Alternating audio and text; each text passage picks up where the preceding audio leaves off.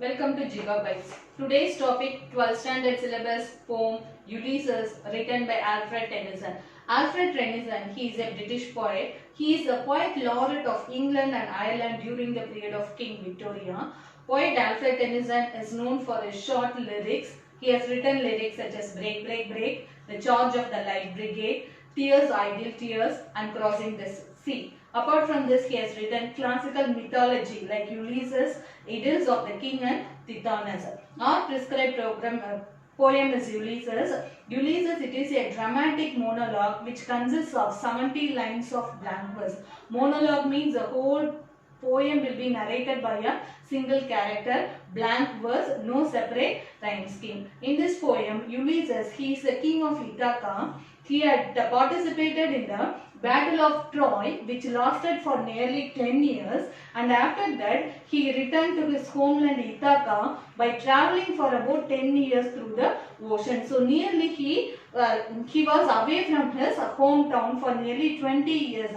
For 10 years he participated in the Battle of Troy, and for another 10 years he was travelling, he was coming back, he was going on a long journey for nearly 10 years, and after 20 years he came to his hometown Ithaca and he was ruling for his kingdom for nearly 3 years. Within these 3 years he got bored of his lifestyle. He didn't like to be stable. He didn't like to remain as a ruler in a same place. He didn't like the lifestyle of the king. He wanted to go for a voyage or an adventure. So he calls all his sailors and army men once again to go for an adventure. These are the things described in the poem. This poem is divided into 3 parts. In the first part, Ulysses, he tells his thirst for adventure. He says that he doesn't want to remain in his kingdom as a mere ruler. In the second part, he hands over his kingdom to his son Telemachus, and he says that his son is really capable of being a good ruler. He will suit and he will be a good ruler for his country, he says. And in the third part of the poem, he calls all his sailors and army men, his peer group sailors and army men who went along with him for the battle, who came along with him in the voyage. He is calling them back and he longs for another long voyage. Let's enter into the poem. It little profits that an idle king by this still hearth among these barren crags, matched with an aged wife, I meet and dole unequal laws unto a savage race that hoard and sleep and feed and know not me. He says that he doesn't gain anything because of remaining as an idle king. He is ruling his kingdom for 3 years, and he says he is not having any benefit by being a ruler there for 3 years.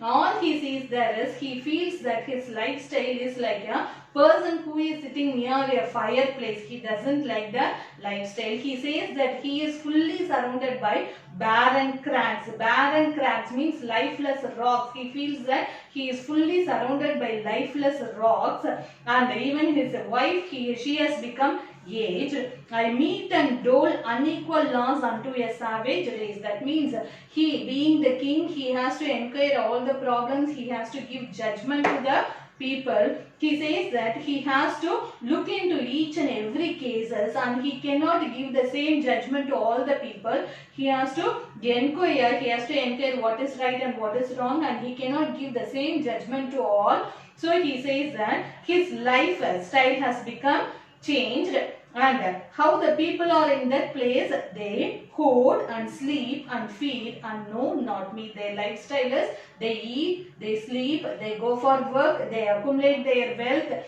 They didn't even know who their king is. Such a lifestyle the people are leading there. I cannot rest from travel. I will drink life to the least. He says that he is bored of such a lifestyle, being an idle king. He doesn't like the lifestyle of an idle king. He says that I cannot rest from travel. He cannot be idle. He wants to go on a voyage. I will drink life to the least. I will enjoy my life to the fullest, he says.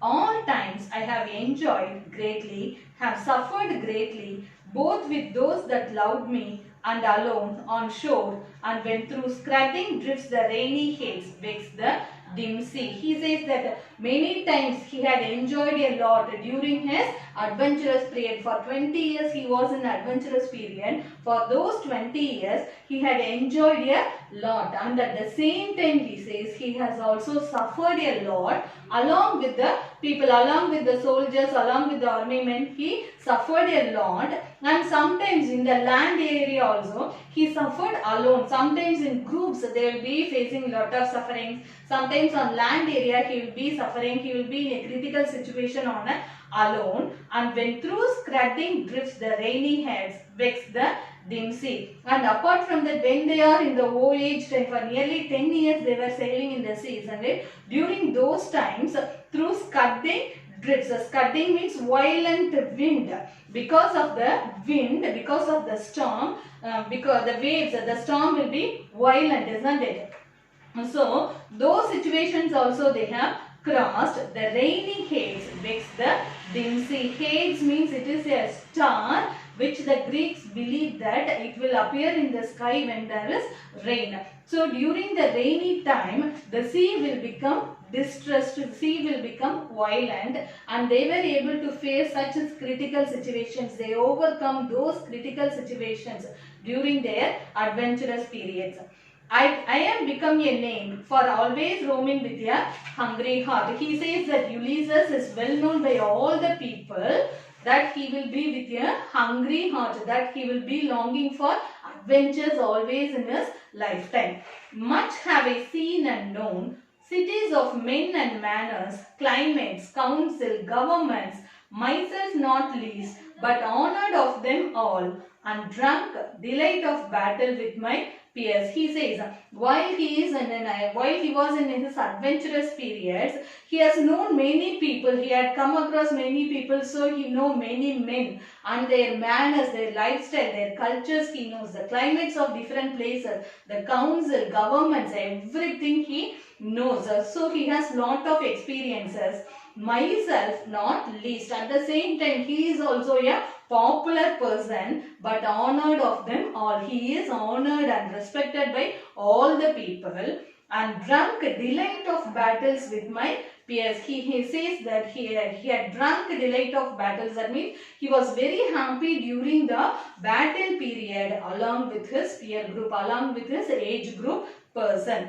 Far on the ringing plains of windy Troy. Which battle he is talking about? He is talking about the battle of Troy. While he was engaging himself in the battle of Troy, he says that he was very happy.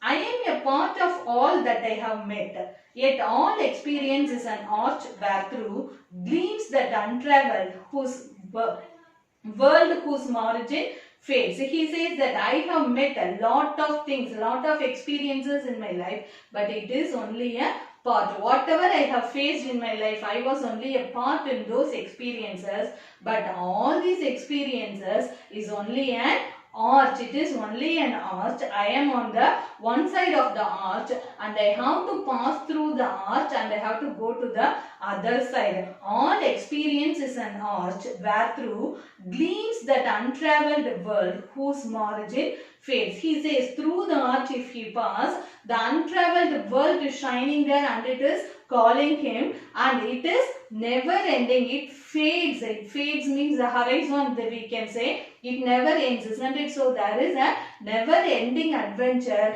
and he wants to go through the arch. That means through his experience he wants to travel once again and he wants to go to the other side of the adventure.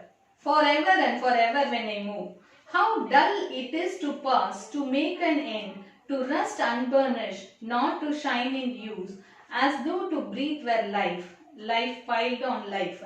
Here he says he used to travel for long distances all through his life. Now he is stable in a place. He says that it is very dull, and he is comparing his life to the life of a sword. How a sword, if it is kept unused, how it will rust itself. In the same way he says that his life will become rust if he is stable in a place, and only if it is used, how the sword, if it is used, it will be shining, it will be sharp, isn't it? So he says that his life will be fruitful only if he goes on an adventure. He says life is not only to breathe. Life piled on life were all too little, and of no one to me little remains. He says that even if life piled on life, even if life, another life, another life, another life, if it is given to him, he says that all those life is only very little for him, because he has to discover, he has to go on for so many adventures. One life is not enough for him. Even if he is given so many lives, he feels those lives are very little for him. But every hour is saved from that eternal silence. Something more, he says that before he reaches his eternal silence, that means before he reaches his death, he wants to achieve something. He wants to do more and more adventures. He wants to achieve something, a bringer of new things. And while it were, he wants to bring new things, he wants to discover new things, he wants to find many new places. And while it were for some 3 sons to store and hold myself, he feels ashamed that for 3 years he was very stable, and he too hoard himself. That means he too was leading a life of an idle king there.